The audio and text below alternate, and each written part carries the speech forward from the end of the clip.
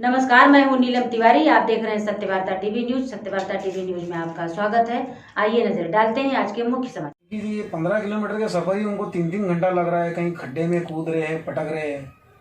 हजारों रुपये का पेट्रोल जो आज इतना आ गई है कि रास्ते में इनको आराम गृह, चाय नाश्ते के स्टॉल सब लगाने चाहिए। मैं भी सोच रहा हूँ कि वहाँ पॉपकॉर्न वगैरह की दुकान रास्ते में चालू करवा दे तो लोगों का कुछ टाइम पास मनोरंजन तो हो। ये है कि ये काम अगर भिवंडी सुविधा मंच के हाथ में दे दिया जाए तो इसके लिए बहुत सारे सुझाव हमारे पास हैं। तो ये 15 किलोमीटर का सफ़र 20 से 30 मिनटों में लोग तय कर पाएंगे। भिवंडी सुविधा मंच के संस्थापक अध्यक्ष पूनम चंद गुप्ता ने ट्रैफिक जाम को लेकर एक फोटो सोशल मीडिया पर पोस्ट किया था, जिसमें लिखा था, भिवंडी ठाणे महामार्ग पर आना भी नहीं जाना भी नहीं, जो आज शहर में चर्चा का विषय बना हुआ है। वहीं भिवंडी मनपा आयुक्त ने भिवंडी शहर के सड़कों के मरम्मत के लिए 3 करोड़ देने की बात कही है।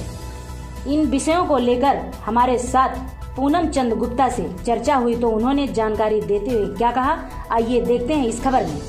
उसमें आपने एक सोशल मीडिया पे पोस्ट किए थे जो आज चर्चा का विषय बना हुआ, क्या सोच के आपने उसको पोस्ट किए थे, उसके माध्यम से क्या दर्शाना चाहते हैं आप? जैसे कि ये दिक्कत जो भिवंडी और थाना आना जाना, ये मेरा ही नहीं, मुझे भी रोज़ थाना भिवंडी का सफ़र करना होता है और भिवंडी के लगभग 80% लोगों को ये सफ़र करना होता है, चाहे वो विद्यार्थी हो, चाहे वो मरीज हो, चाहे वो व्यापारी वर्ग के लोग हो। तो हमारे पास थाना आने जाने के लिए 1-2 ही रास्ते थे, एक कालेर का रास्ता या फिर दूसरा हाईवे का रास्ता। कालेर की रास्ते की परिस्थिति तो पूरे भिवंडी को पता है कि क्या चल रहा है, खड्डे तालाबों का रूप ले चुके हैं।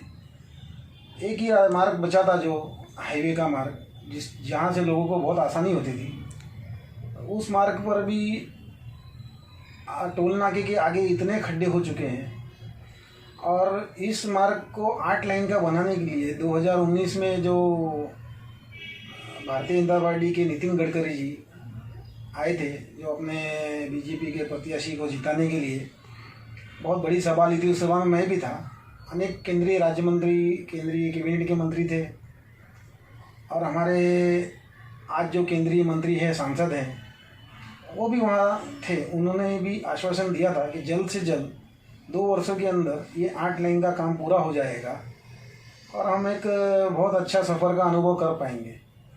लेकिन ये इसके आज जो देख रहे हैं उसके विपरीत होते जा रहा है। जो सफ़र 30 मिनट का था वो सफ़र आज कम से कम 3 घंटे का हो गया है, 15 किलोमीटर का। तो 2-3 दिन से मैं भी इस मुसीबत को बहुत झेल रहा हूँ। 2 व्हीलर जिनके पास है उनके लिए तो अभी ऐसा लगता है कि एक मुझे कैंप लगवाना पड़ेगा उनकी हड्डियों की तपासनी करने के लिए कि किस कदर तक चकनाचूर हो चुकी है। क्योंकि ये 15 किलोमीटर का सफ़र ही उनको 3-3 घंटा लग रहा है। कहीं खड्डे में कूद रहे हैं, पटक रहे हैं। हजारों रुपये का पेट्रोल जो आज इतना महंगा हो चुका है, वो ठीक है महंगा हो चुका है, लेकिन वो भी उनका बर्बाद हो रहा है। जो मध्यम वर्ग के लोग हैं, जो नौकरी पेशा लोग हैं, जो जाते हैं या जो पढ़ाई करने जाते हैं या जो काम करने जाते हैं, उनको एक लिमिटेड कमाई है, वो उस वजह से भी फ़र्क पड़ रहा है। और अभी तो ऐसी परिस्थिति आ गई है कि रास्ते में इनको आराम गृह, चाय नाश्ते के स्टॉल सब लगाने चाहिए।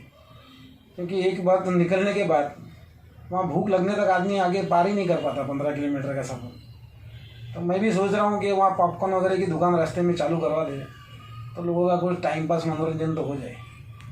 और ये जो 2019 के जो नकली चुनावी वादे करके जो लोगों को बहलाया गया, ये सही नहीं है। क्योंकि रास्ता अच्छा खासा बड़ा है, तुरंत तौर पर उसको और 2 लाइन बढ़ा सकते हैं, लेकिन क्या ये टोल शुरू करने की साजिश है, फिर से लोगों के जेब भर ढीले करके अपने घर भरने की साजिश है? ये भी मैं समझ नहीं पा रहा हूँ। ये साजिश किसकी है ये मैं नहीं बता सकता। लेकिन ये है कि ये काम अगर भिवंडी सुविधा मंच के हाथ में दे दिया जाए तो इसके लिए बहुत सारे सुझाव हमारे पास हैं। तो ये 15 किलोमीटर का सफ़र 20 से 30 मिनटों में लोग तय कर पाएंगे। और अगर सरकार चाहती है कि टोल शुरू करना, तो ये टोल भी हमारे हाथ में देंगे तो हम सिर्फ 10 रुपये में लोगों को गारंटेड 30 मिनट का सफ़र में ये सफ़र करने के लिए वचनबद्ध रहेंगे। सिर्फ 10 रुपये में ये लेंगे 40 रुपया सरकार।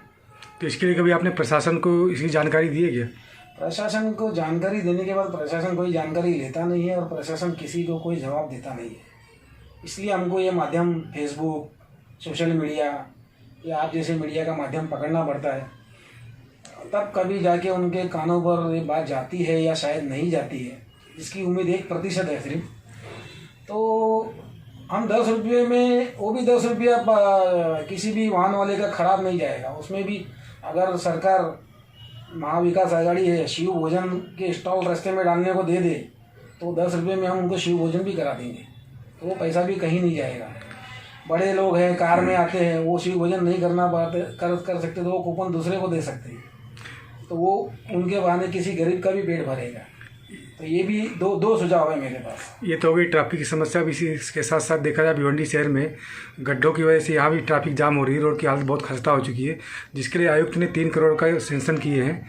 क्या लगता है आपको, 3 करोड़ में भिवंडी शहर का विकास हो जाएगा? मैंने आयुक्त का जो प्रेस कॉन्फ्रेंस लिया आयुक्त ने परसों सुना।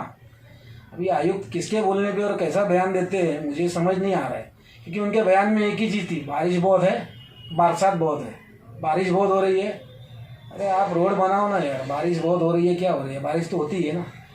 उनके 100-150 बार तो उन्होंने यही लफ्ज़ का इस्तेमाल किया। फिर उन्होंने एक शब्द कहा कि भिवंडी में मजदूरों का शहर है भिवंडी। ये कैसे कह रहे हैं? क्या यहाँ मालिक नहीं रहते हैं, सिर्फ मजदूर ही रहते हैं? मजदूरों का शहर नहीं, ये मजबूरों का शहर है। यहाँ लोग मजबूर हो चुके हैं, उनको अपने ये वाक्य सुधारने चाहिए।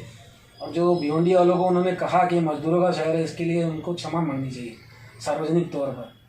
क्योंकि और ये 3 करोड़ रुपए की बात कर रहे हैं, महानगर पालिका के आयुक्त हैं, 100 वार्ड, एक वार्ड के लगभग 3 लाख रुपए में आप सोचो कुछ भी मरम्मत हो सकती है क्या?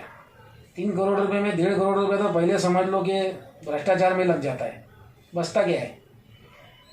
तो 5 प्रभाग के लिए 3 करोड़ रुपया, एक प्रभाग के लिए सिर्फ 60 लाख रुपया। और ये 3 करोड़ रुपया काम आ जाएगा, लेकिन ये कोई सामाजिक संस्था या वहाँ के लोग इस काम में इंटरेस्ट लेंगे, खुद करेंगे, तो इससे कुछ देखने मिल सकता है।